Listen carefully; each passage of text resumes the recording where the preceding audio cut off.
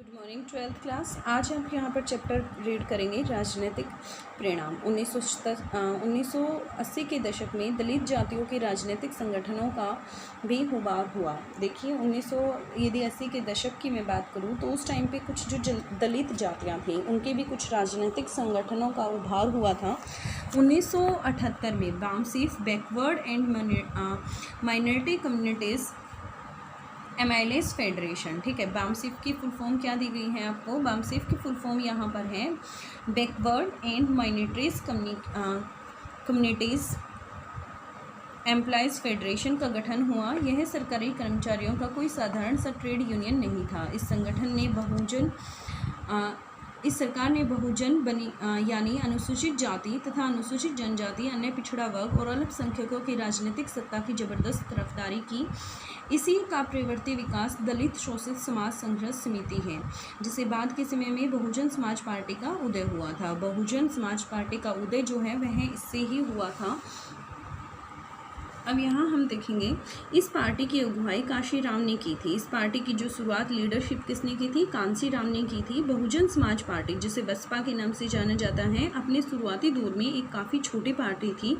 इसे पंजाब, हरियाणा और उत्तर प्रदेश के दलित मतदाताओं का समर्थन हासिल था। लेकिन 1989 में और 1991 के चुनाव ने इस पार्टी को उत्तर प्रदेश में सफलता मिली थी। इसको सफलता कहाँ पर मिली थी? उत्तर प्रदेश में सफलता मिली थी 1989 और 1991 में। आज़ाद भारत में यह पहला मौका था जब कोई राजनीतिक दल मुख्यतः दलित मतदाताओं के समर्थन के बूते ऐसी राजनीतिक सफलता हासिल कर पाया था। अब देखिए यहाँ पर दरअसल कांशीराम ने नेतृत्व में, जब कांशीराम ने इसका नेतृत्व किया था तो बसपा ने अपने संगठन की बुनियाद व्यवहार केंद्रित नीतियों पर रखी। जो बहुजन यानी अनुसूचित जाति, अनुसूचित जनजाति तथा अन्य पिछड़ा वर्ग और धार्मिक अल्पसंख्यक देश की आबादी में सबसे ज़्यादा हैं और संख्या के लिहाज से एक मजबूत राजनीतिक ताकत का रूप ले सकते हैं। बसपा के आत्मविश्वास को इस तथ्य से बड़ा बल मिला और इसके बाद बसपा राज्य में एक बड़ी राजनीतिक ताकत के रूप में उभरी थी। उसने एक से ज़्यादा दफ़े यहाँ सरकार बनाई। इस पार्टी का सबसे ज़्यादा समर्थन दलित मतदाताओं करते थे, लेकिन अब इसने समाज के विभिन्न वर्गों के बीच अपना आधार बढ़ाना शुरू किया। भारत के कई हिस्सों में दलित राजनीति और पिछड़ा वर्ग की राजनीति ने स्वतंत्र रूप धारण किया और इन दोनों के बीच अक्सर प्रतिस्पर्धा भी चली, ठीक है। तो देखिए एक बार मैं कांशीराम के बारे में बता देती हूँ आपको। कांशीराम कौन थे? 1934 से 2006 के बीच में बहुजन समाज की सशक्तिकरण के प्रतिपादक और बहुजन समाज पार्टी के संस्थापक थे, ठीक है। बसपा बहुजन समाज पार्टी के ये संस्थापक थे। कौन थे? कांशीराम थे। फिर उसके बाद कहता है सामाजिक और राजनीतिक कार्य के लिए केंद्र सरकार की नौकरी से इस्तीफा, बामशीफ DS4 तथा अंततः 1984 में बसपा की स्थापना। कुशलगर रणनीतिकार तथा आप राजनीतिक सत्ता को सामाजिक समानता का आधार मानते थे। उत्तर भारत के राज्यों में दलित राजनीति की ये संगठन करता थे, ठीक है। जो दलित थे उनका मतलब संगठन करना बसपा का कार्य था, तो इस तरीके से कांशीराम को उनका संगठनकर्ता मान सकते हैं। फिर उसके बाद यहाँ पर हम बात करेंगे सांप्रदायिकता और धर्मनिरपेक्षता और लोकतंत्र, ठीक है। सांप्रदायिकता, धर्मनिरपेक्षता और लोकतंत्र, इस दौर में आया एक दूरगामी बदलाव। धार्मिक पहचान पर आधारित राजनीति का उदय था। इस दौर में यदि मैं एक बदलाव की बात करूं तो वह क्या था? धार्मिक पहचान पर आधारित राजनीति का जो उदय हुआ था। इसने धर्मनिरपेक्षता और लोकतंत्र के बारे में बहसों को सरगर्म किया। हमने छठे अध्याय में पढ़ा कि आपातकाल के बाद भारतीय जनता है वह जनता पार्टी में शामिल हो गया था और जनता पार्टी के पतन की वजह से और बिखराव के बाद भूतपूर्व जनसंघ के समर्थकों ने 1980 में भारतीय जनता पार्टी, जिसे भाजपा बनाई गई थी। शुरू में भाजपा ने जनसंघ की अपेक्षा कहीं ज़्यादा बड़ा राजनीतिक मंच अपनाया। जनसंघ की अपेक्षा क्या अपनाया? यहाँ पर काफ़ी बड़ा राजनीतिक मंच अपनाया। इसने गांधीवादी समाजवाद को अपनी विचारधारा के रूप में स्वीकार किया। इसने कौन सी विचारधारा को एक्सेप्ट किया था? गांधीवादी जो मतलब समाजवाद था उसकी विचारधारा के रूप में इसे स्वीकार किया था। बहरहाल भाजपा को 1980 और 1984 के चुनाव में खास सफलता नहीं मिली। 1986 के बाद इस पार्टी ने अपनी विचारधारा में हिंदू राष्ट्र के तत्वों को जोर देना शुरू किया। भाजपा ने हिंदुत्व की राजनीति का रास्ता चुना और हिंदुओं को लामबंद करने की रणनीति अपनाई थी। ठीक है, मतलब धर्म के आधार पर आप इसे कह सकते हैं। हिंदुत्व तथा हिंदूपन शब्द को वी.डी. सावरकर ने गढ़ा। किसने? वी.डी. सावरकर थे, उन्होंने गढ़ा। इसको परिभाषित करते उन्होंने इसे भारतीय और उनके शब्दों में हिंदू राष्ट्र की बुनियाद बताया। उनके कहने का आशय था कि भारत राष्ट्र का नागरिक वही हो सकता है जो भारत भूमि को न सिर्फ पितर भूमि बल्कि पुण्य भूमि भी स्वीकार करे। उनके अकॉर्डिंग भारत राष्ट्र का नागरिक कौन होगा?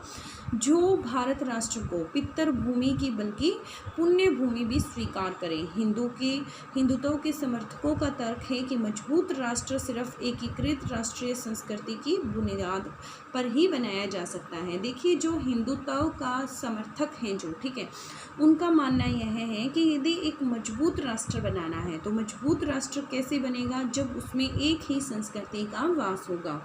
वे यह मानते थे कि भारत के संदर्भ में राष्ट्रीयता की बुनियाद केवल हिंदू संस्कृति ही हो सकती है। भारत के संदर्भ की बात करूं तो जो राष्ट्रीयता है, राष्ट्रीयता की बुनियाद जो है वह केवल हिंदू संस्कृति से ही हो सकती है। 1986 में ऐसी दो बातें हुई हैं जो एक हिंदुत्व पार्टी के रूप में भाजपा की राजनीति के लिहाज से प्रधान हो गई। इसमें पहली बात 1985 के शाहबानो मामले से जुड़ी है। यह मामला एक 62 वर्षीय तलाकशुदा मुस्लिम महिला शाहबानो का है। देखिए, 1986 में ऐसी दो बातें हुई थी जो एक हिंदुत्व पार्टी के रूप में भाजपा की राजनीति के लिहाज से प्रधान हो गई।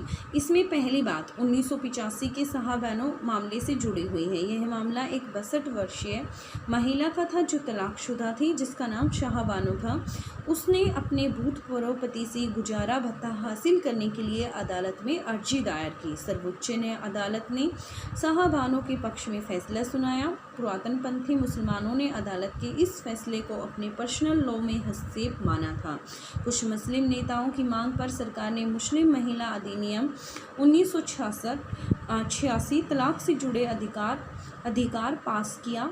इस अधिनियम के द्वारा सर्वोच्च न्यायालय के फैसले को निरस्त कर दिया गया। देखिए, जो सर्वोच्च न्यायालय ने फैसला दिया था तो फिर जो मुस्लिम नेता थे उनके आधार पर इस फैसले को निरस्त कर दिया गया। सरकार के इस कदम का कई महिला संगठन, मुस्लिम महिलाओं की जमात तथा अधिकांश बुद्धिजीवियों ने विरोध किया। भाजपा ने कांग्रेस सरकार के इस कदम की आलोचना की और इसे अल्पसंख्यक समुदाय को दी गई अनावश्यक रियायत तथा तुष्टीकरण करार दिया था।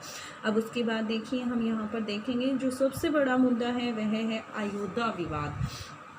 दूसरी बात का संबंध फैजाबाद जिला न्यायालय 1986 फरवरी में सुनाए गए फैसले से है। इस अदालत ने फैसला सुनाया कि बाबरी मस्जिद के अहाते का ताला खोल दिया जाना चाहिए ताकि हिंदू यहां पूजा पाठ कर सकें, क्योंकि इस जगह को पवित्र मानते हैं। अयोध्या स्थित बाबरी मस्जिद को लेकर दशकों से विवाद चला आ रहा था। बाबरी मस्जिद का निर्माण अयोध्या में मीर बाकी ने करवाया था। देखिए, बाबरी मस्जिद का निर्माण किसने करवाया था? अयोध्या में मीर बाकी ने करवाया था। यह मस्जिद 16वीं सदी में बनी थी। मीर बाकी मुगल शासक बाबर का सलाहकार था। कुछ हिंदू मानते हैं कि भगवान राम की जन्मभूमि पर बने हुए एक राम मंदिर को तोड़कर उसी जगह पर यह मस्जिद बनवाई गई है। देखिए, यहाँ पर यह क्या कहा गया है कि हमारे कुछ हिंदू हैं, ठीक है, और इतिहासकार भी इस बात को मानते हैं कि जो बाबरी मस्जिद अयोध्या में बनी हुई है यह राम मंदिर को तोड़कर बनाई गई है। इस विवाद ने अदालती मुकदमे का रूप ले लिया और मुकदमा कई दशकों तक जारी रहा। 1940 के दशक के आखिरी सालों में मस्जिद में ताला लगा दिया गया क्योंकि मामला अदालत के हवाले था। जैसे ही बाबरी मस्जिद के अहाते का ताला खुला वैसे ही दोनों पक्षों में लामबंदी होने लग गई थी। उन्हें हिंदू और मुस्लिम संगठन इस मसले पर अपने अपने समुदाय को लामबंद करने की कोशिश में जुट गए। भाजपा ने इसे अपना बहुत बड़ा चुनावी और राजनीतिक मुद्दा बनाया। राष्ट्रीय स्वयंसेवक और विश्व हिंदू परिषद जैसे कुछ संगठनों के साथ भाजपा ने लगातार प्रतीकात्मक लामबंदी के कार्यक्रम चलाए। उसने जन समर्थन जुटाने के लिए गुजरात स्थित सोमनाथ से उत्तर प्रदेश स्थित अयोध्या तक एक बड़ी रथ यात्रा भी निकाली थी। ठीक है, क्लियर हो गया आपको इतना? बाकी हम कल रीड करेंगे। तो देखिए, अब इंग्लिश मीडियम स्टूडेंट्स हम यहाँ पर स्टडी करेंगे। चैप्टर नंबर कौन सा पढ़ रहे हैं आप? चैप्टर नंबर 9 स्टार्ट करेंगे। This is the last chapter of your book.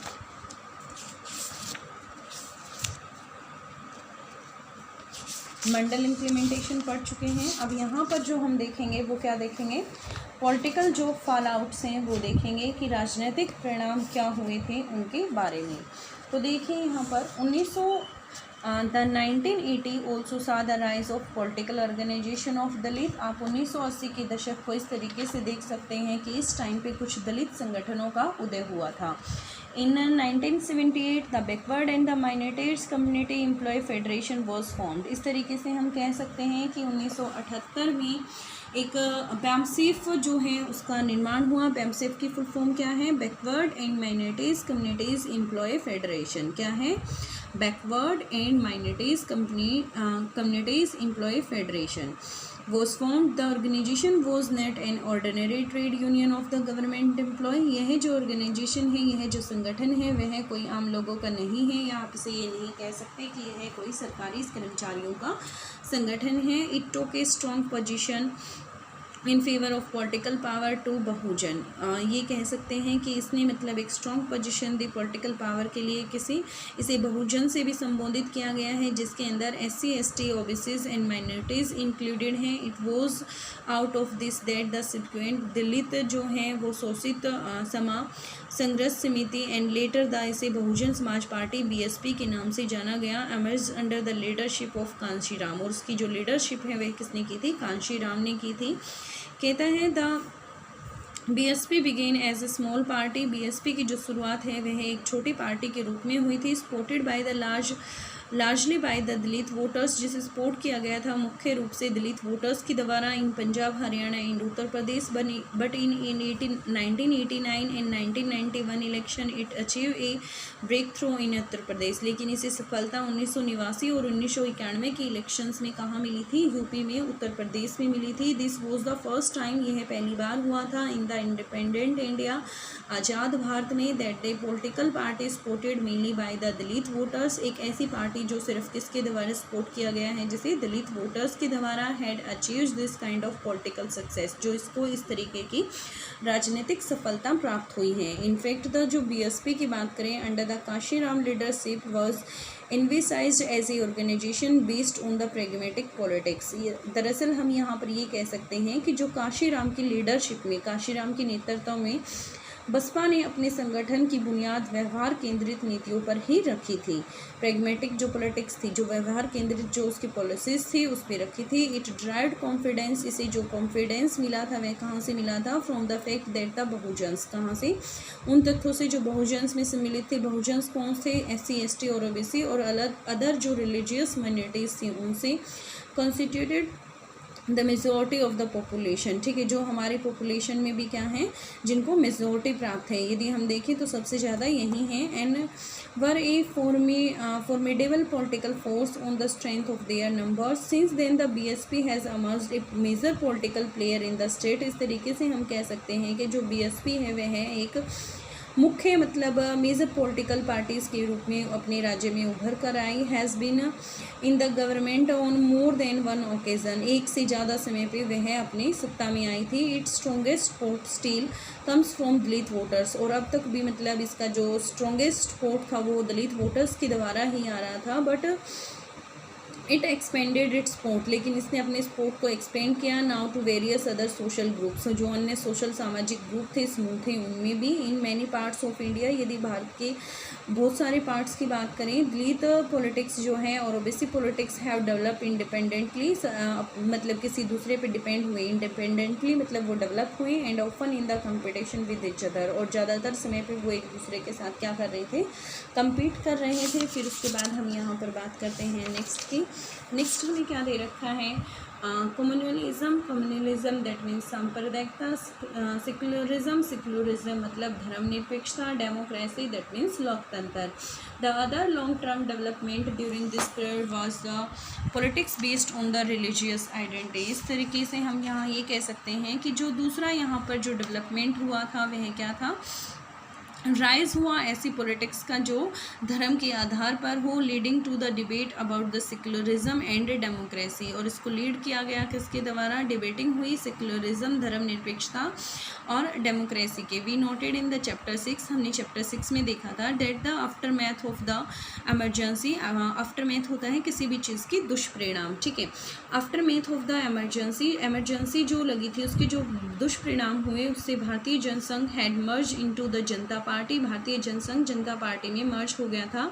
After the fall of Janata party जैसे ही गिरी थी, इट ब्रेकअप और बिखर गई थी। The supporter of erstwhile Jana Sangh form the, जो सपोर्टर थी जनसंघ के उन्होंने फॉर्म किया भारतीय जनता पार्टी को, बीजेपी को इन 1980। इनिशियली शुरुआत में the BJP adopted A broader political platform, जो बीजेपी थी उसने अडोप्ट किया ब्रॉडर पॉलिटिकल प्लेटफॉर्म का। देन दैट ऑफ जनसंघ, किसके कंपैरिजन में? जनसंघ के कंपैरिजन में। इट एम्बस्ड, जो इसने मतलब अपने अंदर सम्मिलित किया, गांधी ने जो गांधीयन सोशलिज्म था उसे इसने एज ए आइडियोलॉजी मतलब एक्सेप्ट किया था। But it did not get much success in the election held in 1980 and 84। और इसे 1980 और 1984 के दशक में कोई खास सफलता नहीं मिली थी। आफ्टर 1986, लेकिन यदि 1986 की बात करें, the party began to emphasize, जो पार्टी थी उसने एम्फेसाइज करना स्टार्ट कर दिया हिंदू नेशनल एलिमेंट, जो हिंदू राष्ट्रीय जो तत्व था उसके ऊपर इन इट्स आइडियोलॉजी, अपनी आइडियोलॉजी में।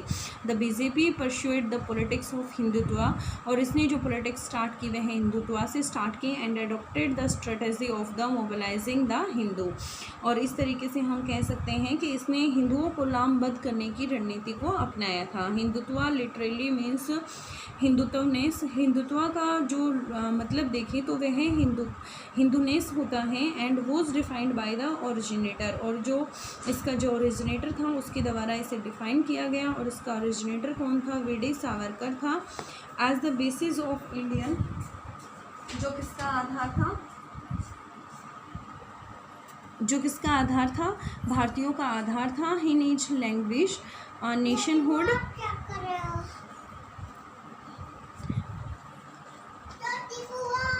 के ओरिजिनेटर थे वो कौन थे? वी.डी. सावरकर थे। As the basis of Indian, उन्होंने मतलब in this language also Hindu nationhood, उन्होंने मतलब इसे नेशनहुड डिक्लेयर किया हिंदू का। And it basically meant that to be a member of Indian nation, इस तरीके से इसका मतलब यह हुआ कि वह इंडियन नेशन का एक मेंबर होना चाहिए। And every one must not only accept India as the fatherland, मतलब प्रत्येक को एक फादरलैंड के रूप में ही इसे एक्सेप्ट नहीं करना चाहिए, बल्कि इसे एक होली लैंड, पुण्य भूमि के रूप में एक्सेप्ट करना चाहिए। बिलीवर्स ऑफ हिंदुत्व, जो हिंदुत्व में विश्वास रखते हैं, argue that a strong nation, जो उसे मतलब क्या, एक strong nation can build only on the basis of strong and United national culture. और इस तरीके से हम कह सकते हैं इसे कि यह क्या होगा? Basis of a strong and United national culture. They also believe that in the case of India the Hindu culture alone can provide this base. और इस तरीके से हम कह सकते हैं कि सिर्फ हिंदू कल्चर ही ऐसा है जो उसे मतलब एक नेशन के रूप में रिप्रेजेंट कर सकता है, एक यूनाइटेड व स्ट्रॉन्ग नेशन के रूप में रिप्रेजेंट कर सकता है। फिर कहता है to development around 1986 become central to the politics of BJP as the Hindutva party. यहाँ पर हम दो डेवलपमेंट्स देखें जो 1986 में हुए और केंद्रीय पॉलिटिक्स में हुए बीजेपी में, जिसे हिंदुत्व पार्टी के नाम से जाना गया है। This the first was the Shah Bano case, जो फर्स्ट केस था वह शाहबानो केस था 1985 में, जो एक 62 year old divorced Muslim women थी, हैड फिल्ड ए केस, उसने एक केस फील्ड किया था मेंटेनेंस के लिए फ्रॉम हर फॉर्मर हस्बैंड, अपने जो उसके डाइवोर्स के बाद जो उसके हस्बैंड थे, पहले जो हस्बैंड थे उस पर मेंटेनेंस के लिए उसने केस किया था।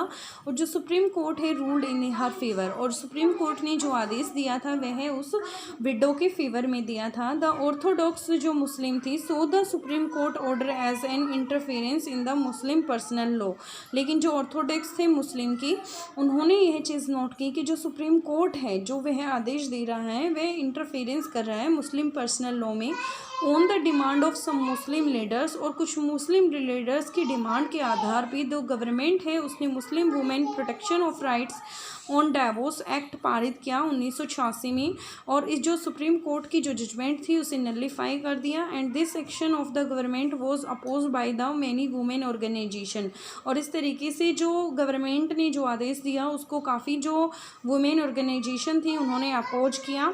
Many Muslim groups and most of the intellectuals the BJP जो थी उसने क्रिटिसाइज़ किया जो एक्शन हुआ कांग्रेस गवर्नमेंट के प्रेजेंस में as unnecessary concession and appeasement of the minorities community. और इस तरीके से उन्होंने इस चीज़ को, इस आदेश को क्या कहा था कि इसे अल्पसंख्यक समुदाय को दी गई अनावश्यक रियायत कहा या तुष्टिकरण करार दिया था। अयोध्या डिस्प्यूट देख लेते हैं क्या है Ayodhya dispute. The second development was the order of Faizabad district court in the फरवरी 1986। जो फैजाबाद जो डिस्ट्रिक्ट थी उसने जो 1986 में फरवरी में जो मतलब ऑर्डर दिया था वो क्या था, the court order that the Babri Masjid premises be unlocked so that the Hindu could offer prayer at the site which they considered as a temple. इन्होंने आदेश दिया था कि बाबरी मस्जिद को ओपन कर दिया जाए और वहाँ पर जो हिंदू हैं वह प्रेयर करेंगे जो इसको टेम्पल कंसीडर कर रहे हैं। A dispute had been going on for many decade, और जो यह डिस्प्यूट था यह काफ़ी दसों तक चला। एक मस्जिद जिसे नोन एज बाबरी मस्जिद एट अयोध्या में उसे जो बाबरी मस्जिद है उससे संबंधित द बाबरी मस्जिद वॉज 16th सेंचुरी मॉस्क्यू इन अयोध्या। बाबरी मस्जिद को मतलब कब बनाया गया था, 16वीं शताब्दी में बनाया गया था। Was built by the Mir बाकी के द्वारा, जो मुग़ल एम्पायर बाबर का क्या था, जनरल था। सम हिंदू बिलीव दैट, और कुछ हिंदू ऐसे थे जो इस चीज़ में विश्वास करते थे। It was built after demolishing A temple, और यह कब बनाई गई थी, एक हिंदू टेम्पल जो लॉर्ड रामा का जो हिंदू टेम्पल था उसे डिस्ट्रॉय करके बाबरी मस्जिद बनाई गई थी। In what is believe to his birth place. The dispute took the form of a court case, और ये जो डिस्प्यूट था यह एक कोर्ट केस के रूप में गया। And has continue for many decade, और ये काफ़ी दस्तों तक कंटिन्यू रहा। In late 1940 the mosque was locked up as the matter was with the court. 1940 में यह मतलब मस्क्यू जो है यह मस्जिद है इसे बंद कर दिया गया क्योंकि यह जो मैटर था वह कोर्ट में था।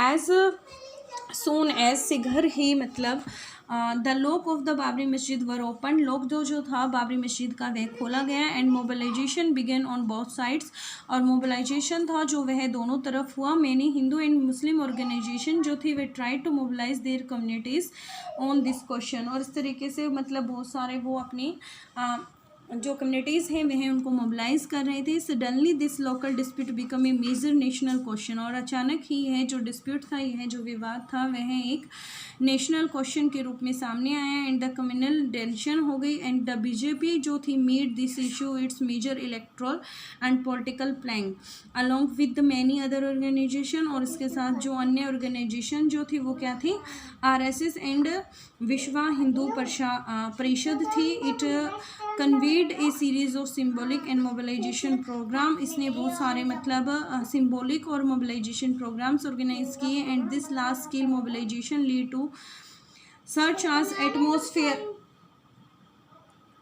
such as atmosphere and many instances of communal violence, and the BJP in order to generate public support took out a massive march, और जो BJP थी वो उसने इस स्पोर्ट में एक पब्लिक स्पोर्ट मतलब ऑर्गेनाइज किया और एक मैसिव मार्च किया जो कहाँ से कहाँ तक था, गुजरात के सोमनाथ से लेकर अयोध्या के यूपी तक था।